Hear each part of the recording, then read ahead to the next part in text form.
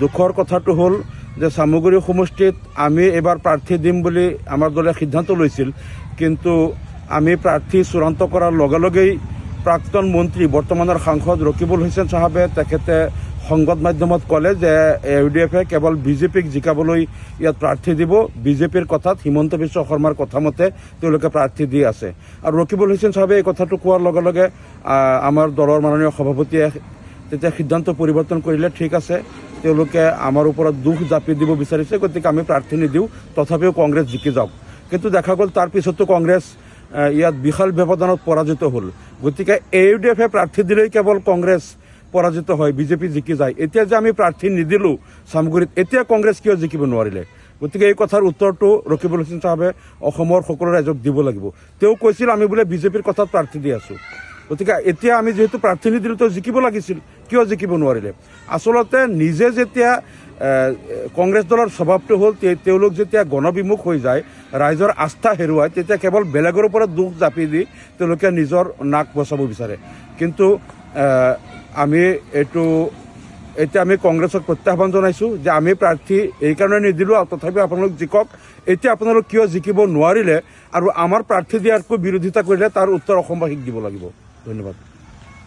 দুখৰ কথাটো হ'ল যে চামগুৰি সমষ্টিত আমি এবাৰ প্ৰাৰ্থী দিম বুলি আমাৰ দলে সিদ্ধান্ত লৈছিল, কিন্তু আমি প্ৰাৰ্থী চূড়ান্ত কৰাৰ লগে লগেই প্ৰাক্তন মন্ত্ৰী বৰ্তমানৰ সাংসদ ৰকিবুল হুছেইন চাহাবে তেখেতে সংবাদ মাধ্যমত ক'লে যে ইউডিএফে কেৱল বিজেপিক জিকাবলৈ ইয়াত প্ৰাৰ্থী দিব। বিজেপিৰ কথাত হিমন্ত বিশ্ব শৰ্মাৰ কথা মতে তেওঁলোকে প্ৰাৰ্থী দি আছে। আৰু ৰকিবুল হুছেইন চাহাবে এই কথাটো কোৱাৰ লগে লগে আমাৰ দলৰ মাননীয় সভাপতিয়ে তেতিয়া সিদ্ধান্ত পৰিৱৰ্তন কৰিলে। ঠিক আছে, তেওঁলোকে আমাৰ ওপৰত দুখ জাপি দিব বিচাৰিছে, গতিকে আমি প্ৰাৰ্থী নিদিওঁ, তথাপিও কংগ্ৰেছ জিকি যাওক। কিন্তু দেখা গ'ল তাৰ পিছতো কংগ্ৰেছ ইয়াত বিশাল ব্যৱধানত পৰাজিত হ'ল। গতিকে ইউডিএফে প্ৰাৰ্থী দিলেই কেৱল কংগ্ৰেছ পৰাজিত হয়, বিজেপি জিকি যায়। এতিয়া যে আমি প্ৰাৰ্থী নিদিলোঁ চামগুৰিত, এতিয়া কংগ্ৰেছ কিয় জিকিব নোৱাৰিলে? গতিকে এই কথাৰ উত্তৰটো ৰকিবুল হুছেইন চাহাবে অসমৰ সকলো ৰাইজক দিব লাগিব। তেওঁ কৈছিল আমি বোলে বিজেপিৰ কথাত প্ৰাৰ্থী দি আছোঁ। গতিকে এতিয়া আমি যিহেতু প্ৰাৰ্থী নিদিলোঁ, তেওঁ জিকিব লাগিছিল, কিয় জিকিব নোৱাৰিলে? আচলতে নিজে যেতিয়া কংগ্ৰেছ দলৰ স্বভাৱটো হ'ল তেওঁলোক যেতিয়া গণবিমুখ হৈ যায়, ৰাইজৰ আস্থা হেৰুৱায়, তেতিয়া কেৱল বেলেগৰ ওপৰত দুখ জাপি দি তেওঁলোকে নিজৰ নাক বচাব বিচাৰে। কিন্তু আমি এতিয়া আমি কংগ্ৰেছক প্ৰত্যাহ্বান জনাইছোঁ যে আমি প্ৰাৰ্থী এইকাৰণে নিদিলোঁ, তথাপিও আপোনালোক জিকক। এতিয়া আপোনালোক কিয় জিকিব নোৱাৰিলে আৰু আমাৰ প্ৰাৰ্থী দিয়াতকৈ বিৰোধিতা কৰিলে তাৰ উত্তৰ অসমবাসীক দিব লাগিব। ধন্যবাদ। দুখৰ কথাটো হ'ল যে চামগুৰি সমষ্টিত আমি এবাৰ প্ৰাৰ্থী দিম বুলি আমাৰ দলে সিদ্ধান্ত লৈছিল, কিন্তু আমি প্ৰাৰ্থী চূড়ান্ত কৰাৰ লগে লগেই প্ৰাক্তন মন্ত্ৰী বৰ্তমানৰ সাংসদ ৰকিবুল হুছেইন চাহাবে তেখেতে সংবাদ মাধ্যমত ক'লে যে ইউডিএফে কেৱল বিজেপিক জিকাবলৈ ইয়াত প্ৰাৰ্থী দিব। বিজেপিৰ কথাত হিমন্ত বিশ্ব শৰ্মাৰ কথা মতে তেওঁলোকে প্ৰাৰ্থী দি আছে।